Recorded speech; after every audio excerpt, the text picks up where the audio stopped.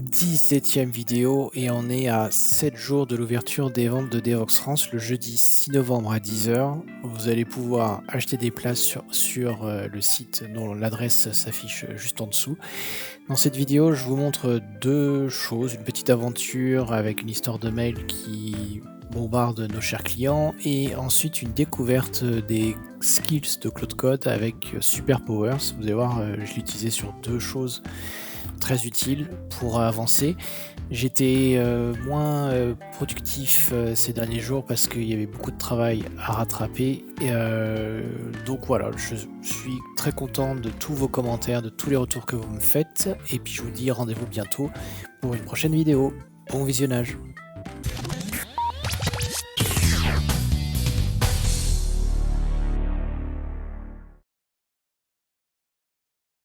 Les amis, il m'est arrivé une petite aventure. On est samedi et cette semaine, j'ai proposé à quelques clients historiques de tester l'interface et de faire des commandes pour voir un peu leur ressenti, voir si je n'avais rien oublié. Puis il y a une de nos clientes qui m'appelle vendredi en fin de journée qui me dit bah, votre système marche bien, mais par contre, j'ai reçu 36 mails. Pardon? Et effectivement, elle a 36 fois le même mail. Bon, elle a bien, on se connaît bien, donc elle a rigolé. J'ai dit mais c'est pas possible. Donc j'ai lancé Claude Code pour analyser et Claude Code est passé mais complètement à côté d'un truc. Et c'est là que je l'ai mis de côté, j'ai repris le code tranquillement et en 5 minutes j'ai vu le petit souci. Je l'ai reproduit en fait en créant une inscription tout simplement à la 5e étape où on a le résumé de l'inscription dans l'implémentation qui fonctionnait jusqu'à tout à l'heure. On envoie un mail et donc ça veut dire concrètement que sur cette 5e page, on vous dit merci d'avoir fait un achat. Si vous faites rafraîchir, rafraîchir, rafraîchir, à chaque fois que vous faites ça, ça bombarde un mail avec confirmation d'inscription. Donc là, vous voyez, c'est ce que j'ai reproduit il y a une petite demi-heure. Et donc j'ai demandé à Claude Code de corriger ça pour lui faire confirmer et pour lui faire comprendre le problème. Je lui ai pas explicitement dit le souci, donc j'ai pris des logs de la prod que je peux pas vous montrer parce qu'il y a les adresses email des clients et je lui ai donné le minimum d'informations pour voir si, avec simplement les logs, il aurait été capable de retrouver le problème et il a retrouvé très rapidement le souci. Il m'a proposé une protection et du coup, ça a marché. Et on se retrouve avec cet écran là qui vous montre un petit peu la nouvelle version. Donc maintenant, à l'étape 4, on fait un post et ensuite on se retrouve sur l'étape 5 qui simplement une vue en lecture cell. Il n'y a plus d'envoi de mail qui est fait. Voilà, donc d'où l'importance de faire attention et de ne pas faire trop confiance aveuglément à notre cher copain Claude Code.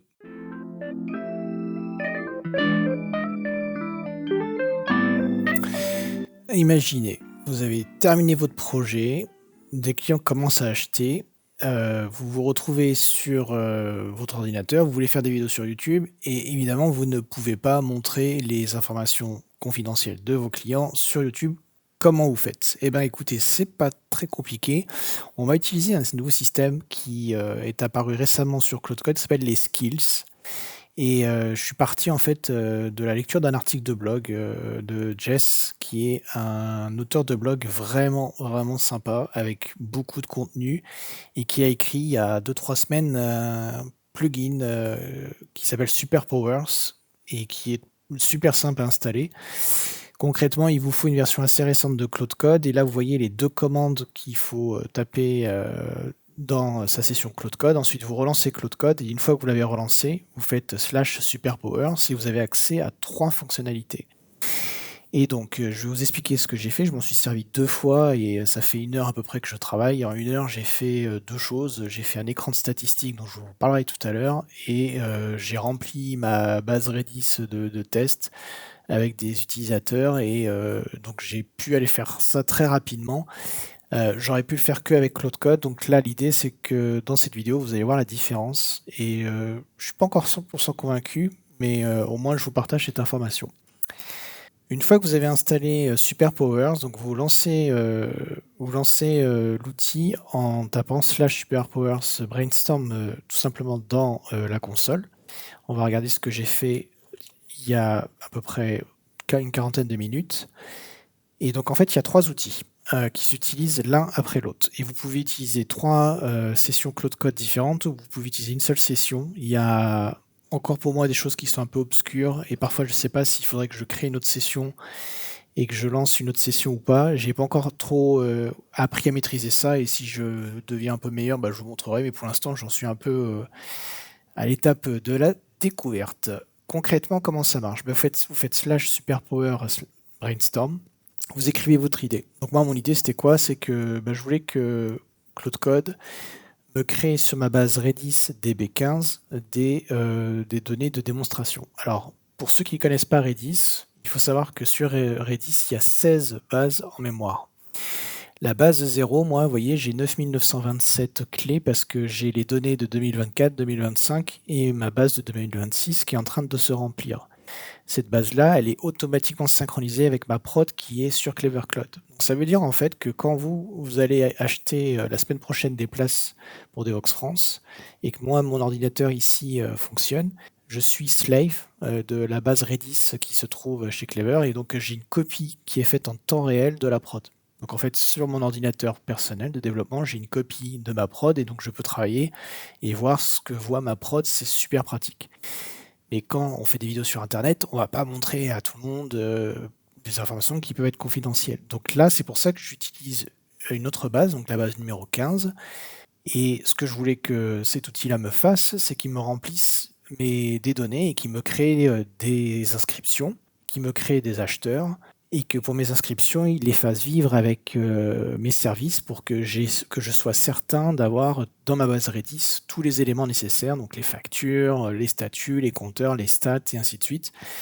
Donc c'était pas juste faire du Redis, c'était surtout utiliser, le code en Go pour le faire.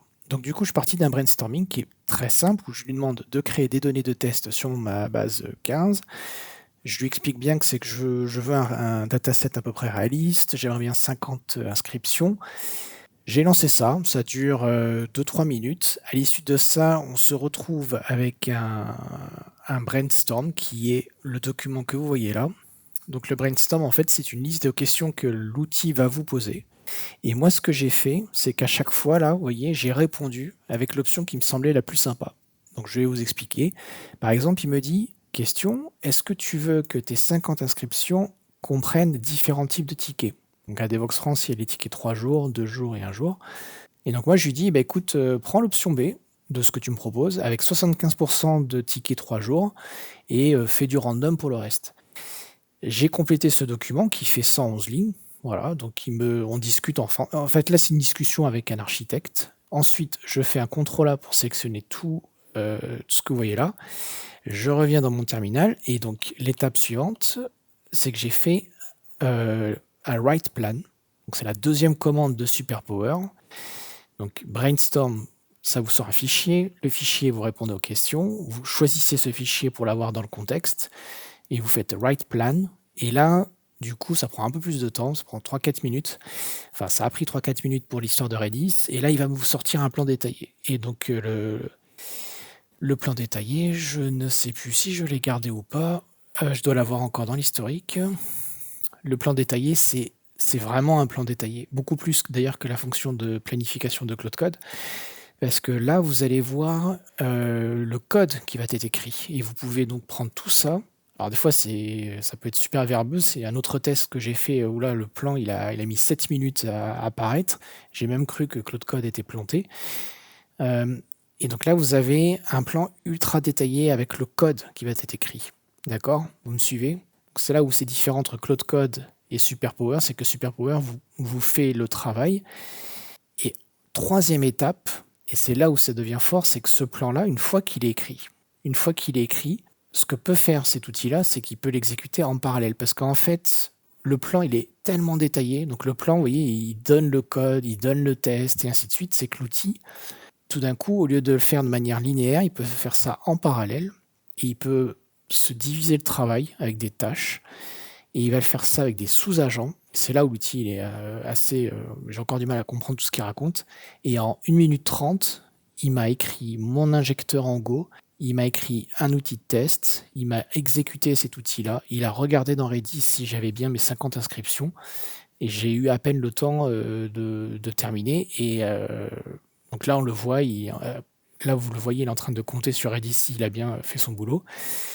Et ouais, en 2-3 minutes, c'était bon. Donc après, j'ai arrêté mon serveur, mon application, J'ai configuré ma base pour que ça soit la base 15, j'ai relancé mon application et je suis venu ici, là, comme, vous voyez et j'ai constaté, déjà j'ai vérifié que j'étais bien sur ma base, de développement ici et là sur mes inscriptions, c'est que des tests, que des trucs qui ont été générés avec cet outil-là.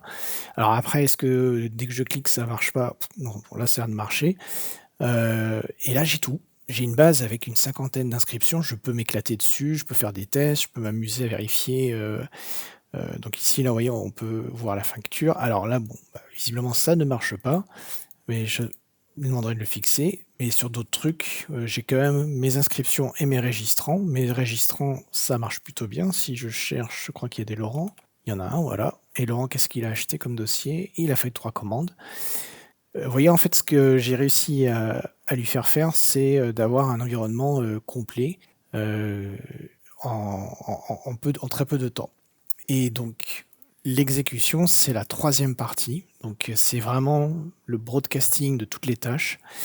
Et l'exécution, la différence entre Claude Code et Superpower, c'est que Superpower ne va pas vous demander d'approbation. Et j'ai l'impression, en fait, que Superpower, c'est le cran d'après. C'est un système, en fait, qui, parce que vous savez exactement ce qu'il va écrire. Vous savez, au moment où il a écrit son plan, vous savez ce qu'il va faire. L'exécution, c'est vraiment, bah, vas-y, en fait, écris-moi juste le code, et si, et vérifie que ça fonctionne, quoi. Et le pire du pire, c'est qu'il va faire des commits, et il va utiliser encore d'autres outils. Il va faire des commits et il va faire aussi, des revues de code. Donc, je l'ai utilisé pour générer une interface de statistiques que je vais vous montrer. Hop, donc stat.